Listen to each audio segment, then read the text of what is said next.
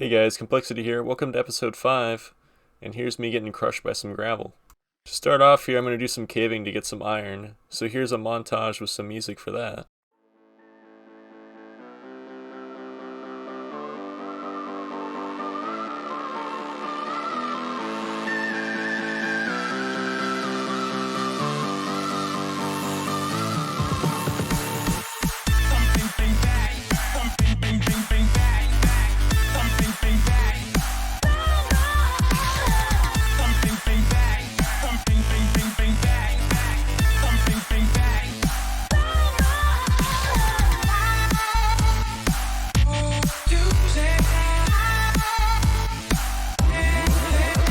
Here's what we brought back from the mining. Not a bad haul, a bunch of diamonds, a bunch of lapis, but we got 6 stacks and a half of iron, which is what we need. I didn't show it, but I built this little villager breeder on the right here. I lit it up and I put in some carrots so that way they could breed. And here's me clearing off some of the land so that way it's a little more flat and just nicer. Here is the farm we are going to be building in this episode. The Iron Golem farm. This is a different world where I just hopped into creative just to take a look. I made a copy, but it's a really effective farm. It makes more than enough iron, so we're gonna go with that. I needed some wood too, so I chopped down a little bit here.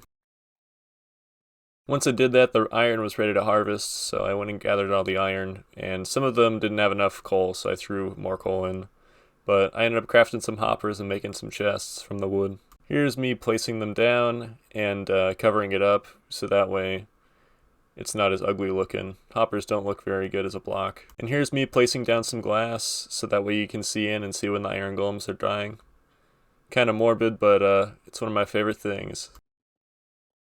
Here's me capping it off. We'll later have to replace these with stairs, but I didn't know that at the time. Here's me placing some ladders.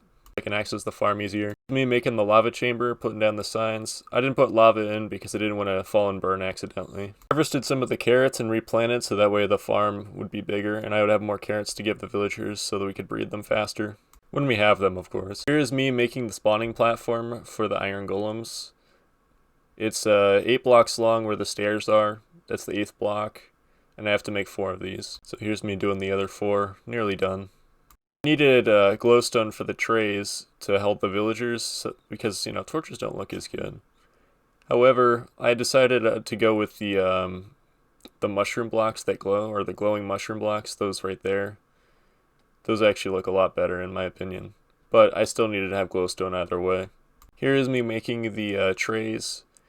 They take forever. They're kind of difficult to make. I didn't put the beds in them yet, but yeah, here's me setting them up. Me harvesting some more carrots and replanting.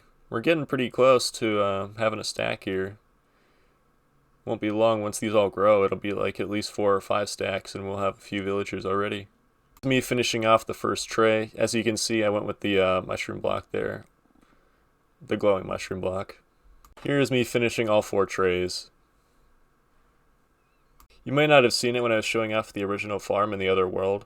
However, we do need to add some rails in, so I'm connecting the lines now. I gotta put a cobblestone trail in front of all the trays we just made. The idea is that the zombie we get is supposed to go around on a rail cart and scare the villagers, and then it spawns an iron golem occasionally. Here is me putting half slabs above so that way the zombie doesn't die. However, we end up tearing that down later because it kind of just gets in our way when we're putting the rails. What it's supposed to look like. We finish and there's the zombie going by. And here's me setting it up now. And here it is mostly done. Just getting the bugs worked out here. Here's me finishing it. I made a few adjustments off camera, but this is pretty much it. And here's me removing the cobblestone half slabs that shouldn't have been there. Here's me showing off the rail system I built in the nether. The idea is that I'm going to push the villagers on this rail system and then it's going to take them straight from one portal to the other. It's a lot faster than doing this in the overworld, but it's way more dangerous because gas, piglins, and a bunch of other stuff could get in my way. I tried to block them off where I could, but you can't fully block it. Here's me accidentally rolling back to my portal. So here's me trying to get the first villager in. I was opening up the portal so it was easier, and I have the little minecart there to try and catch him. And all of a sudden, the creeper scares the crap out of me. Almost kills the villager. If he was a little closer, he would have got him. And here's me leading the villager into the nether. Slowly. There we go. Got him on the minecart, sent him in. And then I gotta break the minecart. In most updates, usually you can transport him on the minecart into a different dimension, but I guess in the new updates you can't do it. So you gotta dig him off. I didn't want him running away, so I did that. When I came out, this is what I saw him doing. He went crazy. And then the gas started shooting at me at the worst time. I was worried that I was going to either hit the rail line or it was going to hit me and the villager and kill it. I'm very surprised that the villager doesn't die here. Unfortunately, I was unlucky there and it didn't put him in the minecart. And here's a brief montage of me trying to get the guy back in.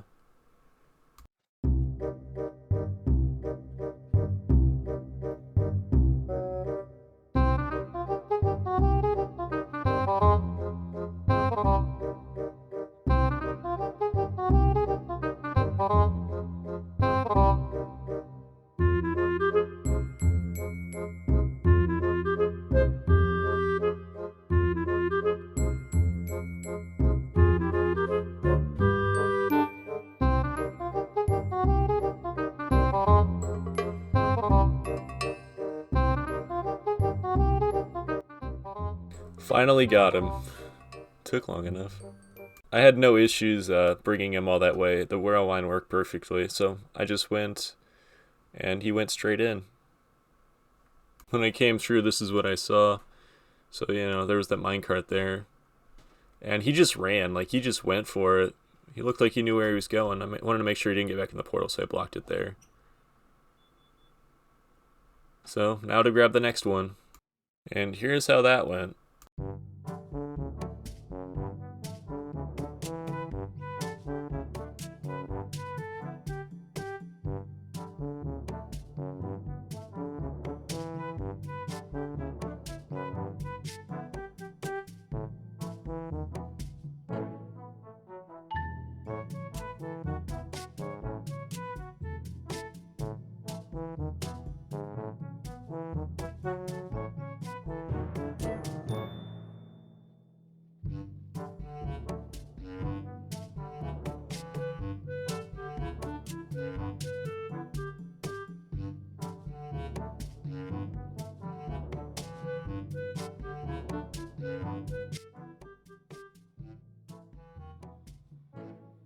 So I got lucky with the first one, who just ran pretty much right into the breeder, but this guy was just stubborn.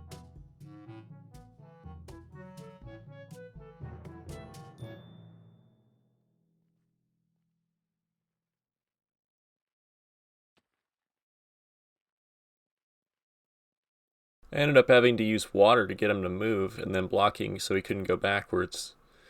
It didn't take very long, but it was annoying I had to. I figured because it was night, he would just run right there to the bed.